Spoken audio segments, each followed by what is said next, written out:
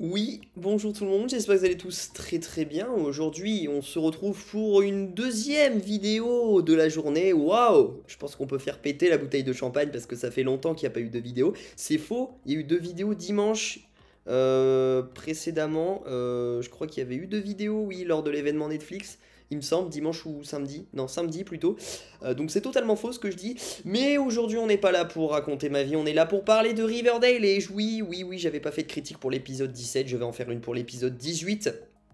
Pas forcément parce que l'épisode est meilleur que le 17, il est un peu mieux, mais parce que j'ai quand même pas mal de choses à dire. Donc on va en parler dans cet épisode 18 de cette saison 5 de Riverdale, qui est l'avant-dernier épisode du coup de cette saison 5. Je vous le rappelle que l'épisode 19 sera le dernier épisode, et ensuite on aura après la saison 6 avec 5 épisodes spéciaux qui sortiront au mois de novembre, il me semble, milieu novembre, et puis après ensuite on aura vraiment la réelle saison 6 qui commencera à partir de l'épisode 6. Enfin bref, c'est un petit bordel, mais du coup voilà, qu'est-ce que j'en ai pensé de cet épisode?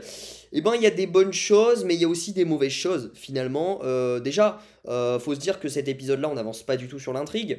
Euh, Ça peut être sympa de pas avancer sur l'intrigue, parce que toujours avancer, c'est vrai que ça peut être redondant, mais on avance vraiment pas du tout sur l'homme au sac poubelle, sur les camionneurs, sur tous ces trucs-là, on avance vraiment pas du tout. Donc finalement, ça te laisse sur ta faim. Ça te laisse clairement sur ta faim. Et du coup, j'ai aimé, mais sans trop apprécier finalement cet épisode. Parce que il y a des bonnes choses. On a quand même des bonnes relations de personnages. Je pense qu'on l'a vraiment, on s'est concentré sur les bonnes relations de personnages. On a aussi ce qui est intéressant, du coup, le traumatisme, on va dire, un petit peu de Alice Cooper.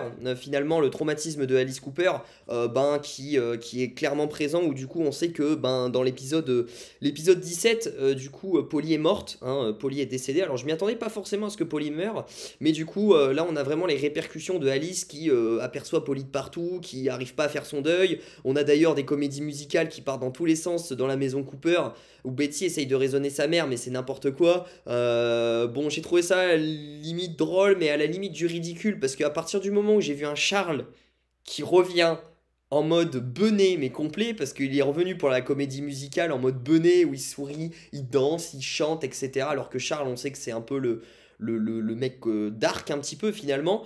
Ça m'a fait un petit peu de laver, je me suis dit ah ouais, là c'est chaud quand même, faire revenir Charles juste pour du coup un flashback entre guillemets, et juste pour qu'il fasse le pitre finalement, parce que franchement là il fait juste le clown, il rigole, il chante, enfin c'est... Je trouvais ça un petit peu pathétique. Il n'y avait pas bien de recherche finalement. Ils auraient pu le faire revenir d'une autre façon, même si on sait qu'il est mort, mais ils auraient pu le faire revenir d'une autre façon dans les flashbacks, etc. Après, l'idée de Alice qui a un traumatisme avec sa fille. C'est plutôt pas mal, c'est plutôt pas mal d'exploiter ça. On l'a exploité tout au long de l'épisode. Après, je trouve que Alice, depuis certains épisodes, voire même depuis la saison 4, j'en parlais sur Instagram, mais surtout depuis le début de la saison 5, je la trouve de moins en moins intéressante, surtout quand, à partir du moment où FP Jones est parti de la série. On se rappelle que FP était en couple avec Alice. À partir de ce moment-là, j'ai trouvé Alice qui était un peu moins intéressante, même son intrigue solo était moins développée, elle était mise de côté, puis je sais pas, j'ai trouvé moins bien. Personnellement, je la trouve moins bien. J'espère qu'elle reviendra dans cette saison 6. C'est vrai que la famille Cooper, il reste presque plus personne maintenant, mais c'est vrai que je la trouve un peu faible et moins développée, et c'est un peu dommage. Bref, il n'y a pas que ça, il n'y a pas que ça d'intéressant. Il y a aussi, ce qui est intéressant, c'est que, bon, on peut dire qu'il y a eu un peu de rebondissement dans le sens où il y a eu des nouveaux couples et il y a eu des couples brisés. Voilà. Ce que j'ai trouvé intéressant, c'est que du coup, on n'a plus le couple Varchi. Waouh! Est-ce qu'ils vont nous le faire revenir dans deux épisodes? Oh, ça peut être possible. Non, mais je rigole parce que ils peuvent faire ça. Ils peuvent faire ça, ils l'ont déjà fait 10 000 fois. Hein, ils nous font croire qu'il n'y a plus le couple Varchi. Au final, ils se retrouvent deux épisodes plus tard, ils sont en train de ken. Voilà. Mais là, il y a eu une petite dispute où Véronica, elle veut prendre son envol. Archie lui dit clairement que lui va rester à Riverdale. Véronica, machin, c'est. Voilà, il n'y a pas le même rythme de vie. On sait que Véronica tient une bijouterie avec Reggie, et du coup, Véronica quitte Archie. Du coup, il n'y a plus le couple Varchi, donc ça c'est super cool. Moi je trouve ça hyper intéressant. Et du coup, on pourrait potentiellement théoriser sur le fait que Veronica et Reggie se mettent ensemble dans le dernier épisode. Et je crois que oui, ils vont se mettre ensemble. Parce que j'ai vu, je suis con, j'ai vu le promo de l'épisode 19. Ils se pécho et je trouve ça intéressant. Je préfère voir un Veronica Reggie qu'un Veronica Archie. Je trouve ça bien plus intéressant. Archie, bon, de son côté, va repécho Betty, ça on l'a vu aussi dans l'épisode 19. Enfin, ça va être des coupes dans tous les sens. Et là, il y a eu une grande surprise, je pense, qui en a surpris plus d'un. C'est le début du couple Fangs et Tony. Alors, je sais pas pourquoi, mais dans l'épisode d'avant, je sentais un petit peu le truc venir. Je me suis dit, je sais pas, ils sont proches. C'est plus qu'amical, je sais pas, ils vivent ensemble. Attends, c'est bizarre. Ils vivent ensemble, ils élèvent un gosse ensemble. C'est plus que proche tout ça. Il y a beaucoup de côté tactile, etc. Dans le dernier épisode, je me suis dit, oh, les deux, ils peuvent se mettre en couple. Mais j'avais pas vraiment la réelle idée. Ça reste quand même une surprise quand j'ai vu le premier bisou finalement. Mais du coup, Tony et Fangs se mettent ensemble. Et ça, je trouve ça super cool pour Fangs déjà. Et aussi pour Tony qui se libère un peu de Cheryl. Et je trouve ça très très cool. Et là, vous pouvez voir aussi sur le TV promo.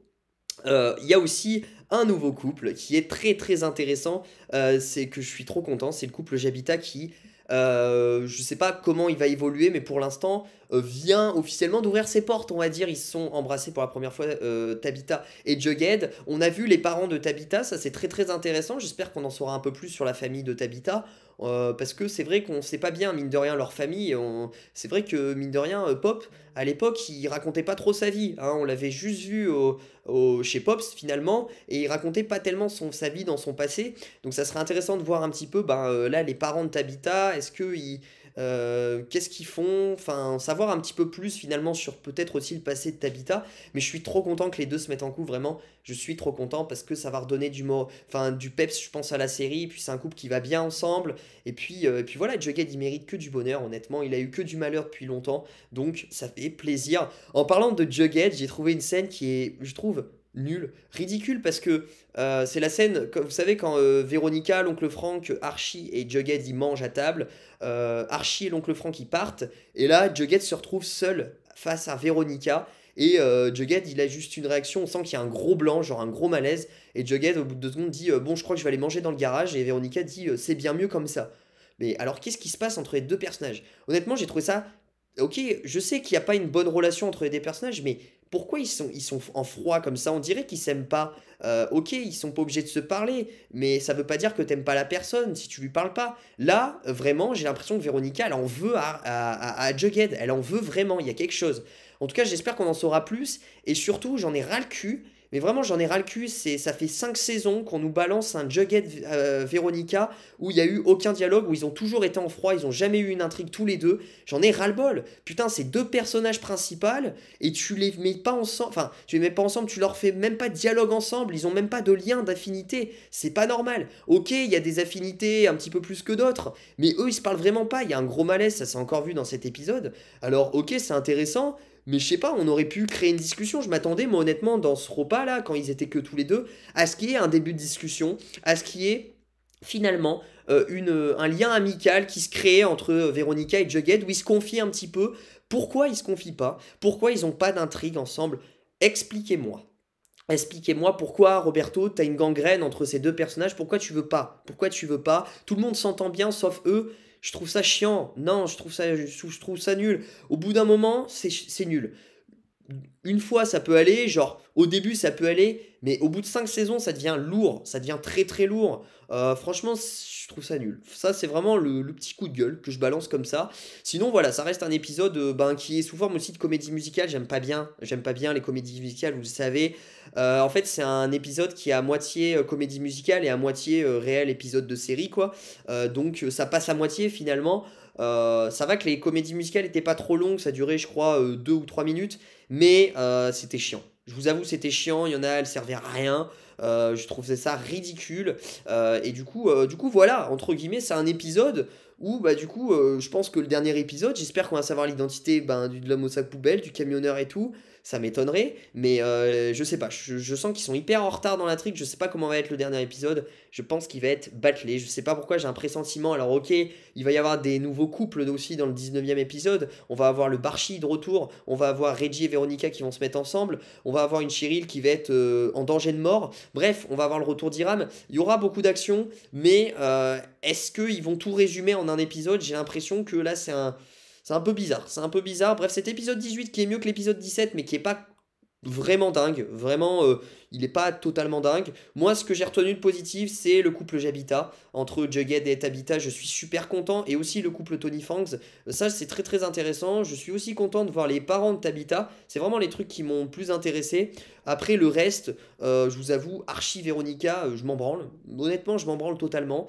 Cheryl, on l'a pas trop vu finalement avec sa secte, on en saura plus au dernier épisode. Mais du coup, voilà, il n'y a pas non plus de 50 000 trucs intéressants à retenir. C'est un épisode qui est quand même relativement sur pas mal de points un peu ennuyeux finalement, parce que moi j'aime pas les comédies musicales.